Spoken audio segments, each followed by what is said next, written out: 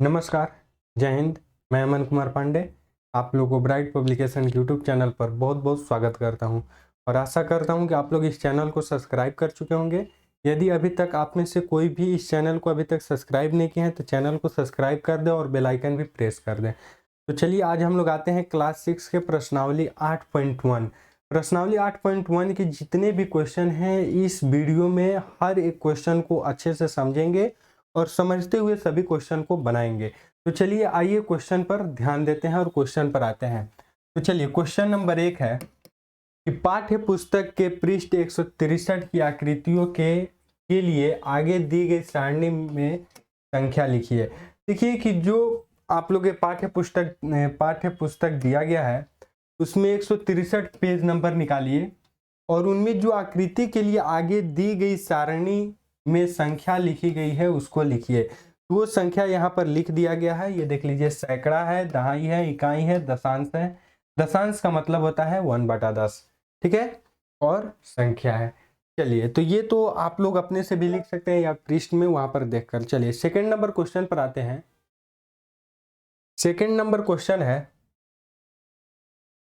कि निम्नांकित दशमलव संख्याओं का स्थानीय मान सारणी में लिखिए। देखिए निम्नांकित जो यहाँ पर दिया गया है, जो प्रश्नावली जो प्रश्न दिया गया है, इस प्रश्न को क्या करना है कि एक दशमलव संख्याओं का स्थानीय मान बताना है। स्थानीय मान बताना है दशमलव संख्याओं का। जैसे कि पहला है 0.4 है, तो 0.4 है। देखिए क्या किया गया है, दशांश, इकाई, दहाई और सैकड़ा दिया गया है। तो सैकड़ा के स्थान पर तो कुछ नहीं है, 0 है। इकाई 4 है, दहाई 0 है, मतलब कि इकाई 4 है, यानी इकाई 4 भी नहीं, ये तो पॉइंट के बाद है। तो पॉइंट के बाद है यानी दशांश में है, ठीक है ना, दशांश में है। इकाई क्या है, 0 है, दहाई भी 0 ले सकते हैं और सैकड़ा भी 0। तो इकाई 0, दहाई सैकड़ा, दहाई 0 और सैकड़ा भी 0। और जो दशांश है वो कितना है, तो 4 है, ठीक है ना। दशांश कितना है, 4 है, यानी 0.4 है, यानी पॉइंट के बाद एक अंक ये जो है ना ये दशांश में आएगा। समझ में आया कि नहीं, क्लियर है। चलिए उसी तरह से सेकंड नंबर क्वेश्चन है, 17.3 दिया हुआ है। तो इसका इकाई स्थान कौन है, 7 है, और दहाई कौन है, तो 1 है, और सैकड़ा कौन है, तो 0 है, कुछ नहीं है तो 0 है। तो इकाई कौन है, 7 है, दहाई कौन है, 1 है, और सैकड़ा कौन है, तो 0 है। और इसका जो दशांश है तो पॉइंट के बाद कितनी संख्या है, 3 है, तो ये हो जाएगा दशांश। समझ में आया कि नहीं। कितने स्टूडेंट को ये भी नहीं पता होगा कि इकाई, दहाई, सैकड़ा क्या होता है, तो हम बता देते हैं कि जैसे मान लीजिए कि 854 है, तो 854 है तो इधर से काउंट किया जाता है, इकाई, दहाई, सैकड़ा। समझ में आया कि नहीं। उसके बाद आता है इकाई, दहाई, सैकड़ा, उसके आगे चलिएगा तो 1000 हो जाएगा, इकाई, दहाई, सैकड़ा, 1000, 10,000, लाख, 10 लाख, करोड़, 10 करोड़, ऐसे बढ़ते जाएंगे। समझ में आ गया ना। उसी तरह से चलिए तो आप ये बना सकते हैं आगे। चलिए आगे बढ़ते हैं 3 नंबर क्वेश्चन पे। क्वेश्चन नंबर 3 है कि निम्नांकित में से प्रत्येक को दशमलव रूप में लिखिए। निम्नांकित को प्रत्येक को दशमलव रूप में लिखिए। तो देखिए 5 दहाई और 7 दशांश दिया हुआ है। 5 दहाई और 7 दशांश दिया है। तो 5 दहाई का तो मतलब क्या हुआ, यदि यहाँ पर इकाई, दहाई, सैकड़ा पहले समझ लेते हैं, उसके बाद सभी क्वेश्चन को आप लोग अपने से भी सॉल्व कर सकते हैं। देखिए इकाई रहेगा, यदि बोलता है कि 5 इकाई तो उसका मतलब हो जाता 5। समझ में आया ना। यदि बोलता है कि 5 दहाई तो इसका मतलब हो जाएगा 50। यदि बोलता है कि 5 सैकड़ा तो उसका मतलब हो जाता 500। ठीक है ना, समझ में आ गया। आप जो हम बताना चाहते थे वो आप लोगों को तो समझ में आ गया होगा। उसके बाद दशांश। दशांश का मतलब होता है कि बाटा में 10। दशांश का मतलब हुआ बाटा में 10। जैसे यहां पर दिया है 7 दशांश, 7 दशांश तो 7/10। यदि बोलता है कि 2 दशांश तो 2/10। यदि बोलता है कि 3 दशांश तो 3/10। यदि बोलता है कि 8 दशांश तो 8/10। यदि बोलता है कि 4 दशांश तो 4/10। समझ में आया कि नहीं। दशांश समझ में आ गया, इकाई, दहाई, सैकड़ा भी समझ में आ गया। अब चलिए क्वेश्चन पर आते हैं। अब आते हैं क्वेश्चन सॉल्व करते हैं। तो क्वेश्चन नंबर 1 है कि 5 दहाई। 5 दहाई का मतलब क्या हो गया, 50 हो गया, प्लस 7 दशांश है तो 7 दशांश है तो 7/10 हो जाएगा। समझ में आया कि नहीं।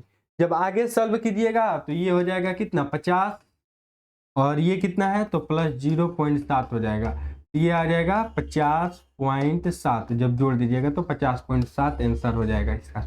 बहुत सारे स्टूडेंट को 0.7 नहीं समझ में आया होगा, तो देखिए इसका कैसे हम बनाए हैं। तो ये 10/7 भाग कीजिएगा तो यहाँ पर पॉइंट दीजिएगा, एक 0 आ जाएगा, तो 10 7 70, ये कट गया तो यहाँ का क्या आ गया 0.7 यानी 0.7 जोड़ दिए तो 50.7 हो गया आंसर। समझ में आया कि नहीं। और बहुत सारे स्टूडेंट को ये भी हम बता देते हैं बाबू कि जैसे बाटा में 10 रहेगा तो देखिए बाटा में एक 0 है ना, तो इसके एक अंक के बाद पॉइंट दे दीजिए, एक अंक के पहले। समझ में आ गया, यानी ये कितना हो जाता है, इसका टोटल वैल्यू 0.7 हो जाता है। क्लियर है। चलिए आगे बढ़ते हैं बी नंबर क्वेश्चन पे। 8 दशांश बोला है, तो 8 दशांश बोला है यानी 8/10, तो ये कितना हो जाएगा 0.8। क्लियर है। चलिए सी नंबर क्वेश्चन है कि 12.3, 12.3 यानी दशांश नहीं दिया है 12.3, तो 12.3 ये आंसर हो गया। क्लियर है।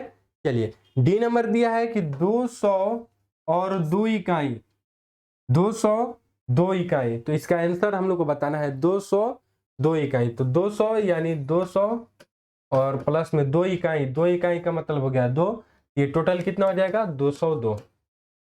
समझ में आया कि नहीं। क्लियर है। दशांश नहीं दिया है इसीलिए पॉइंट नहीं दे सकते हैं, ठीक है ना। दशांश दिया रहता तो पॉइंट में आंसर भी हम लोग लाते, ठीक है। चलिए ई नंबर 507.8, ये अपने से भी बना सकते हैं, ठीक है ना। चलिए 4 नंबर क्वेश्चन पर आते हैं। क्वेश्चन नंबर 4 है कि निम्नांकित को दशमलव रूप में व्यक्त कीजिए। निम्नांकित को दशमलव रूप में व्यक्त कीजिए। देखिए निम्नांकित को दशमलव रूप में व्यक्त करना है, यानी जो चीज यहाँ पर दिया है तो क्या करना है कि दशमलव के रूप में बदल देना है। तो कुछ मत कीजिए, देखिए ये 200 और ये 60 और ये 5 सबको जोड़ दीजिए तो ये कितना हो जाएगा 265 हो जाएगा।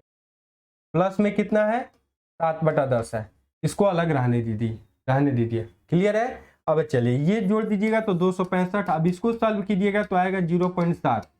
क्लियर है ना। तो अब इसको जोड़ दीजिए, फाइनल आ जाएगा 265.7, ये हम लोग का आंसर हो गया। समझ में आ गया। चलिए आगे बढ़ते हैं बी नंबर क्वेश्चन पे। क्वेश्चन नंबर बी है कि 70 + 8 70 + 8 पूर्णांक 80/10 प्लस 8/10। देखिए हम लोग कैसे इसको सॉल्व करते हैं। तो पहले क्या कीजिए कि 70 को 70 लिख दीजिए और प्लस इसको पहले पूर्णांक को तोड़िए। तो इसमें गुना करते हैं, कैसे पूर्णांक तोड़ा जाता है, तो इन दोनों को गुना करके और उसमें ये जोड़ दिया जाता है। तो 10 में 8 से गुना कीजिएगा तो कितना हो जाएगा 80, 80 और प्लस 80 जोड़िए जाएगा तो कितना हो जाएगा 160 और बाटा में आ जाएगा 10। समझ में आया कि नहीं। चलिए और प्लस 8/10, जब इसको कटाइएगा तो ये देखिए कि एक 0 से एक 0 ये खत्म हो जाएगा, यानी 16 दहिया 160 होता है। तो 70 + 16 और प्लस 8/10 है, तो इसको हम लोग लिख सकते हैं 0.8।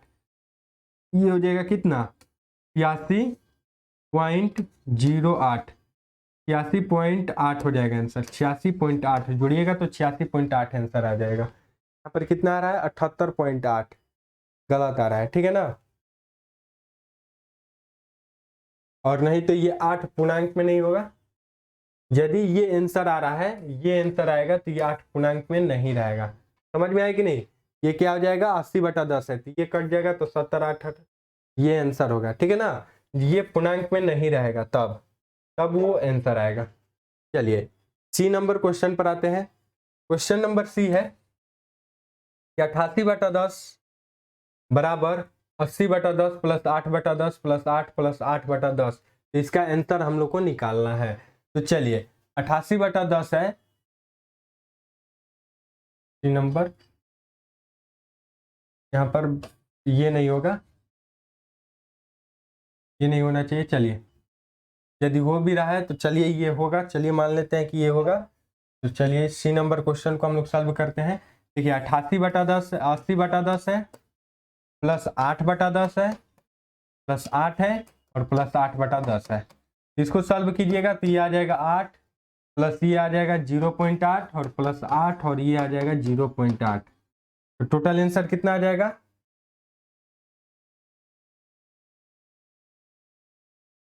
यहाँ पर बराबर होगा, ठीक है ना, यहाँ पर बराबर का चिन्ह होगा, ये बराबर का चिन्ह होगा यहाँ पर। तो ये आपका आ जाएगा कितना?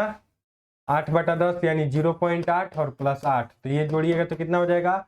8.8 आंसर आ जाएगा। समझ में आया कि नहीं? क्लियर है? यहाँ पर प्लस नहीं होके बराबर होगा। चलिए डी नंबर क्वेश्चन पर आते हैं। क्वेश्चन नंबर डी है कि 4.2/10, इसको हमको सॉल्व करना है। क्या करना है? सॉल्व करना है 4.2/10 को। तो ये टोटल कीजिएगा तो कितना होगा? 40 और 2 42/10। ये कितना हो गया? 40/10 और प्लस 2/10। इसको यदि हम लोग सॉल्व करेंगे तो ये हो जाएगा 0. उसके बाद प्लस में 4 और प्लस 2/10। जब हम सॉल्व करेंगे तो ये होगा 0.4 प्लस 0.2 प्लस 4 प्लस 0.2। जब सॉल्व कीजिएगा तो ये कितना आ जाएगा? 4 और प्लस 0.6 और 0.8 यानी 0.8।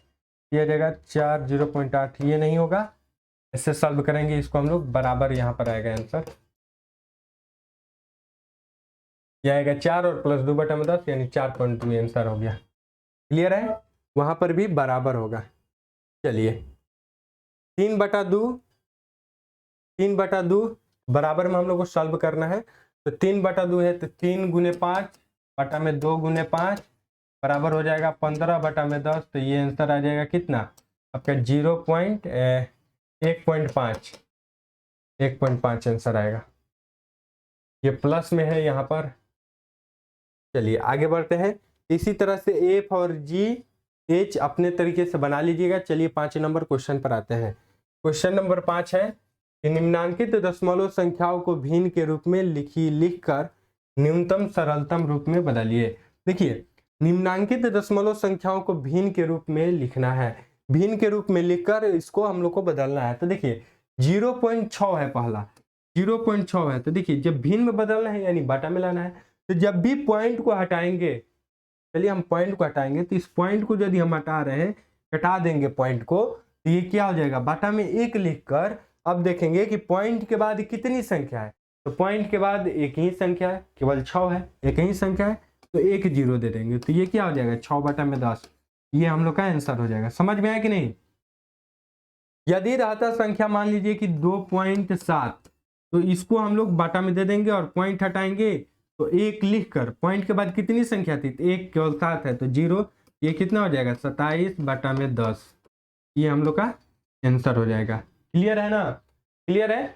चलिए अब आगे बढ़ते हैं। उसी तरह से 2 नंबर अपने से बना लीजिएगा आप लोग, बन जाएगा आप लोगों से। तो ये क्या हो जाएगा? 25/10 हो जाएगा। 25/10 यानी 2.2 ये हो जाएगा। चलिए जी नंबर आप लोगों को ई नंबर बता देते हैं। ई नंबर है 13.7। 13.7 है तो बाटा में दे दीजिए, 1 दशमलव हटा दीजिएगा तो ये आ जाएगा 137.10। देखिए कि कुछ स्टूडेंट को ये आंसर लग रहा होगा कि पूर्णांक में लाना है, तो पूर्णांक में कैसे लाया जाता है ये भी हम बता चुके हैं, लेकिन फिर भी हम बता रहे हैं। आइए हम फिर आप लोगों को समझा देते हैं। तो क्या करेंगे कि 10 से भाग देंगे 137 में, ठीक है ना। चलिए भाग देंगे तो ये एक बार में तो 10, ये कट गया तो 3 ऊपर से आ गया 7, तो 10 3 30 कट गया, 7 बच गया। देखिए 7 बच गया। तो अब क्या करेंगे कि ये जो है ये ऊपर आ जाएगा, पूर्णांक में आ जाएगा। ये 13 पूर्णांक, ये जो है नीचे रहेगा ये 10, और जो शेषफल बचा है ये ऊपर हो जाएगा 7, यानी 13.7/10 इसका आंसर आ जाएगा। समझ में आया कि नहीं? 13.7/10।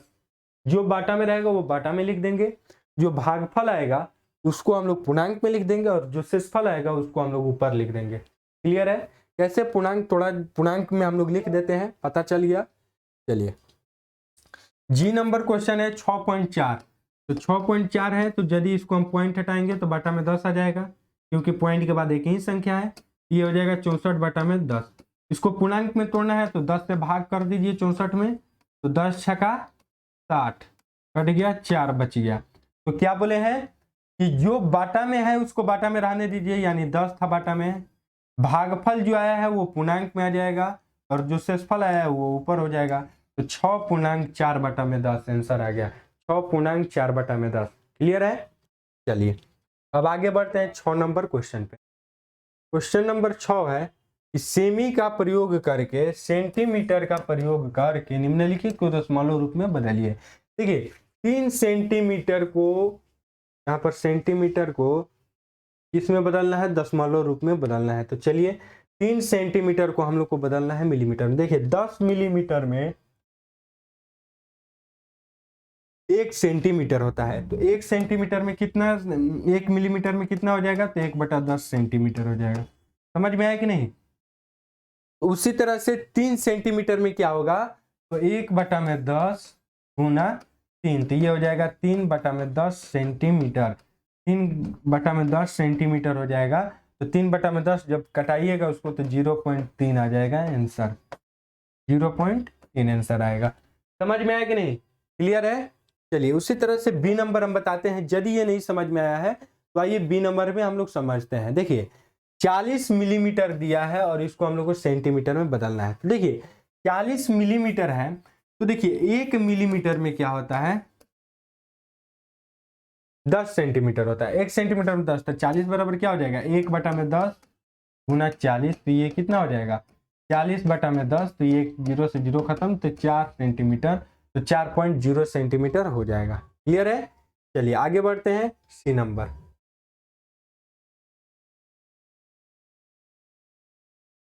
डी नंबर अपने से भी बना सकते हैं। डी नंबर आते हैं, डी नंबर हम आप लोग को बता देते हैं कि डी नंबर क्या है कि 3 सेंटीमीटर और 2 मिलीमीटर है। तो इसको देखिए पूर्णांक में डायरेक्ट लिख दिए हैं, 3.2/10 सेंटीमीटर आंसर आ जाएगा, क्योंकि बाटा में 10 होगा, बाटा में 10 होगा। उसी तरह से गुना भाग कीजिएगा तो 3.2 रहेगा, तो उतना ही आंसर आ जाएगा, 3.2/10। उसी तरह से 11 सेंटीमीटर 53 मिलीमीटर ये आप बना सकते हैं। चलिए अब आते हैं 7 नंबर क्वेश्चन पे। 7 नंबर क्वेश्चन है कि निम्नांकित को संख्या रेखा पर दर्शाइए। तो क्योंकि हम आप लोग को संख्या रेखा बता चुके हैं, संख्या रेखा पर कैसे दर्शाया जाता है ये भी हम आप लोग को अभी बता देते हैं।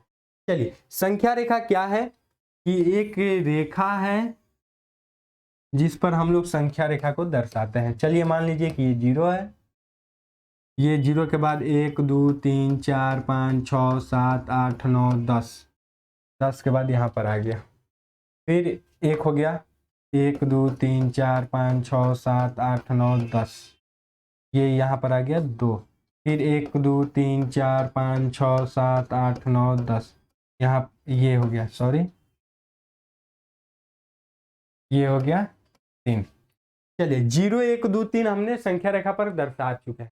अब हम लोग को क्या दर्शाना है? 0.4, तो 0 ये है 0.4, यानी बढ़ जाइए 4, 1 2 3 4, ये यहाँ पर आ गया 0.4। समझ में आया कि नहीं? उसके बाद दिया है कि 2.3, तो 2 यहाँ पर है 0.3, तो 1 2 3, तो ये यहाँ पर आ गया 2.3। समझ में आया कि नहीं? उसके बाद है 1.3, एक ये है तो 1.2 यहाँ पर आ गया ये। इसके बाद है 2.6, तो 2 1 2 3 4 5 6, यानी ये हो गया 2.6।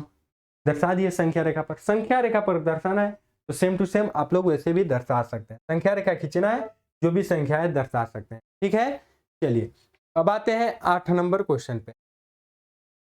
क्वेश्चन नंबर 8 है कि संख्या रेखा पर किन दो पूर्ण संख्याओं के बीच निम्न संख्या स्थित है, इनमें से कौन सी पूर्ण संख्या दी हुई दशमलव संख्या के अधिक निकट है? देखिए क्या बोल रहा है कि दो पूर्ण संख्या है। तो पूर्ण संख्या क्या होता है? पूर्ण संख्या होता है बाबू कि 0 से लेकर अनंत तक की संख्या पूर्ण संख्या होती है। तो दो पूर्ण संख्या यानी 0 के बीच में, 1 के बीच में हो, ठीक है ना, केवल माइनस में नहीं होना चाहिए। तो ये क्या बोल रहा है कि इनमें से कौन सी पूर्ण संख्या दी हुई दशमलव संख्या के अधिकतम निकट है? चलिए 0.7 है, तो देखिए 0.7 ये 0 और 1 के बीच में आएगा। उसी तरह से दर्शा सकते हैं, 5 भी दर्शाना है तो 5 यहाँ पर है, 0 1 5 कहाँ पर है? 5 यहाँ पर है, ये 5 है। 1 है तो 1 यहाँ पर दर्शा देंगे। 6.1 है तो 6 ये है तो 6.1 यहाँ पर दर्शा दिए। फिर एक उसके बाद 6.3 है तो 6 और 1 2 3, तो 6.3 ये हो गया 6.3। उसके बाद है 2.5, तो 2 1 2 3 4 5, तो ये हो गया 2.5। उसके बाद 0.7 है, तो 1 2 3 4 5 6 7, 0.7। समझ में आया कि नहीं कैसे संख्या रेखा पर दर्शा देते हैं, ये समझ में आ गया।